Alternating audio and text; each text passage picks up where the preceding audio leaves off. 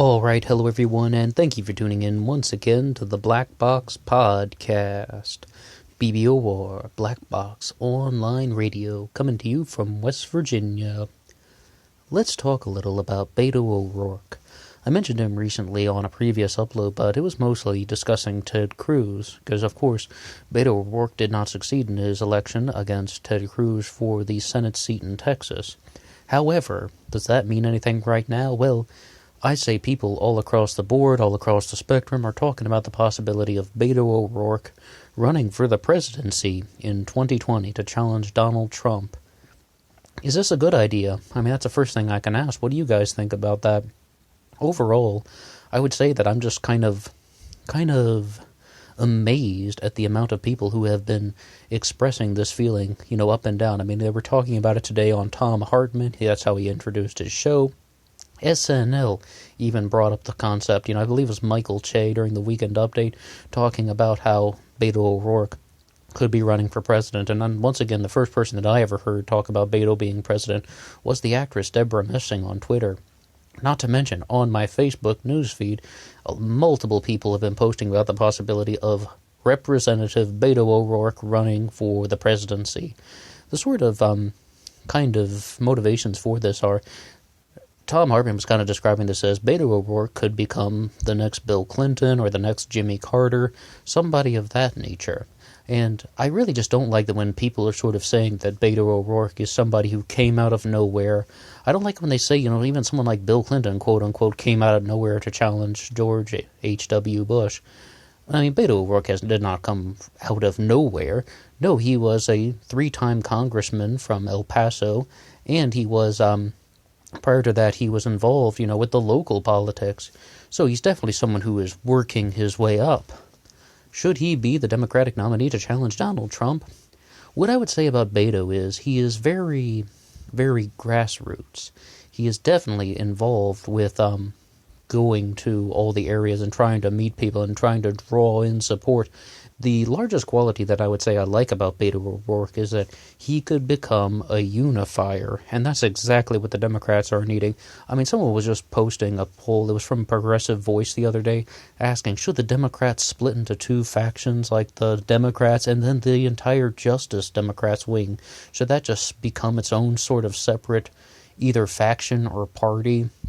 I mean, like to actually have some definitive recognition for the Justice Democrats? To go up against Donald Trump in the general election, I mean, to divide the Democratic Party into 2 would be absolute suicide. It would just be like, you have all your momentum, cut it in half. No, that's not a good idea at all. I mean, maybe for something long-term, down the road, I mean, you can ask those questions. But when we actually look at somebody like Beto O'Rourke, he's not a Justice Democrat. As far as I know, he is not a Democratic Socialist. And I think that's something that's going to be very attractive to the middle ground voters, because even the talk of socialism at all, that particular word, seems to raise a lot of eyebrows across America and the news networks. And unless your name is Bernie Sanders, it's a rather difficult hat to wear, although Bernie has seemed to have done rather well in that respect. I'd say one of the largest things, though, that why people are still insisting upon Beto O'Rourke, is because he would not have been a very large favorite to win the Senate seat against Ted Cruz. Texas is a very heavily Republican state, and I think one of the reasons why people are talking about him now is, he came so close, and everyone was so concerned with the blue wave, they weren't even really thinking about the individuals. Because I was listening to one radio program, and they just referred to Beto O'Rourke as Beto, oh, whatever, just go out and vote for him. Like just sort of saying, let's just join in the blue wave. So I don't think a lot of people immediately put a lot of a spotlight on him. I don't think they immediately put, their focus on him, because they were just like, we just need the votes and we don't really care who's running. Very, very partisan election coming around, but that's the world we live in. It was very important, so it was very important for the Democrats to secure those particular votes. However, though, Beto did not succeed. He was not victorious. He has an enormous following. We can say that this Senate race in Texas was nationwide. The entire nation had their eyes on Texas. They really were looking at the possibility of Texas turning blue. Texas and California have two very large, they have one very large similarity. I'm about to say, the reason why they are similar is that, in California, they have a lot of people who are Republican who feel like they are not being represented. The same way Texas had a lot of Democrats that felt like they weren't being represented by the Republican establishment. And someone like Beto O'Rourke was able to sort of unify that sort of energy, and he came rather close to defeating Ted Cruz. But, their famous expression, close but no cigar, that's exactly what was going on.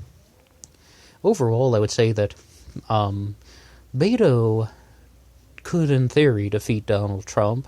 But one of the things, though, that I think is kind of coming, I would say in sort of like a critical way, is I'm not that impressed with him. I feel that he's very, very down the road, like down the middle of the road on everything. I feel like he's somewhat lackluster, to be honest. When I listen to either a speech or something from him, I mean, there are things about his personality that he tries to use to persuade the audience, as opposed to issues. I mean, I don't think I've heard the smallest edge to anything that he said on the issues. Yes, he's all about personality. I mean, like, he likes to play the drums and ride a skateboard and such. That's nothing to do with what he would do as a political leader. I mean, that is nothing that he would do, as someone who could be the president of the United States. I mean, what's he going to do? Skateboard around Vladimir Putin? What is he going to play a drum solo for Kim Jong-un? Okay, that would actually be a good idea. But in reality, I mean, that stuff isn't going to translate into political leadership, or even at the very least ideas. What I would really say is that Beto is someone who is not showing me a lot of, that kind of person who just pulls you in because you like the ideas that they are espousing. No, he's pulling people in because they think that there's something genuine about his personality. And the Democrats have been horribly criticized for that over the recent months. They're focusing too much on trying to find the quote-unquote good-hearted person. Where's a candidate that actually believes what they're saying? Well, I mean, there are many people who are coming at this from, a variety of perspectives that actually seem to have some things that they genuinely believe. And it's going to be a very tough race for Beto. I mean, if Beto O'Rourke does plan on running for president, it is going to be a massive uphill battle because, okay, he's famous right now. A lot of people know who he is. But what about going up against someone like Bernie Sanders if he chooses to run, who is more famous? What about going up against someone like Elizabeth Warren? Who is not only more famous, but Elizabeth Warren and Bernie Sanders both seem to have a much more progressive, a much farther to the left Democratic standpoint than someone such as Beto O'Rourke. These two are really people who are just going to be captivating some of the more extreme Democratic energy. Doesn't mean necessarily that either one of those two should be the nominee. Furthermore, I mean, it's just going to be a tough race. I mean, he's going to be going up against Kamala Harris, Cory Booker, maybe Tulsi Gabbard. We're not sure yet. But if, in that case, I would say that Beto O'Rourke is definitely a better candidate than Cory Booker. I hope Cory Booker doesn't even run, to be honest, as people are really discovering over the past couple of months. Cory Booker is supported by an enormous amount of financial contributions from, like whether it's Big Pharma, whether it's people that are pushing, certain political agendas in the foreign policy community. There have been numerous reports that Cory Booker is just a big money candidate who's pushing the agenda of other people, the dishonest person, and that's everything that the Democrats are trying to get away from. So if it were cut down to the wire between one of those two, Beto O'Rourke and Cory Booker, absolutely go with Beto. But in reality, we have to kind of be aware of the larger playing field. There's a lot of love out there for people like Bernie Sanders on the Democratic side. There's even a lot of love for Elizabeth Warren, although that really seems to be kind of the focus of some things. And we haven't even mentioned Joe Biden yet. Someone like Beto O'Rourke, going up against Joe Biden, that is an uphill battle. And you have to look at it from this way. Beto O'Rourke challenged Ted Cruz, and he almost won. But at the same time, he lost. And there's been this enormous kind of uproar for people demanding that Beto O'Rourke run for president, but that's my next question to you guys. How influential do you think that loss to Ted Cruz would be on whether or not Beto O'Rourke could contend in the Democratic primary, or whether or not he should even run? I mean, like, I know that, anything's possible in the political world. I mean, Donald Trump doesn't exactly win a lot of Senate elections before he became president, but the thing that we want to know is, how much do you think his loss to Ted Cruz would affect the chances of whether or not he should enter the presidential race? I would say that if he had defeated Ted Cruz in the general election to become the senator of Texas, absolutely he should run for the presidency. He could have been, a knockout, but it's like he didn't. He lost. It was a very difficult race, and he lost. And is that the kind of platform that the Democrats want to go with? Is that the sort of message that they want to be sending out there? Once again, just to recap as we conclude, I would say that I really don't like that people are saying that he came out of nowhere. No, he was a 3-term congressman from, Texas's 16th district or something, El Paso. He was the congressman from El Paso. He's been very involved in the political scene for a long time. And, I just don't like it when they're sort of acting like he's just some nobody. No, I mean, he's a member of the U.S. House of Representatives. It's like, and he was involved with the local politics in Texas before that. He's somebody who's working his way up, as opposed to just being like, some guy that got lucky signing petitions and noticed by a news camera somewhere. That's coming out of nowhere. Absolutely, it's quite different with Beto. He does have a bit of a track record with the political, experience.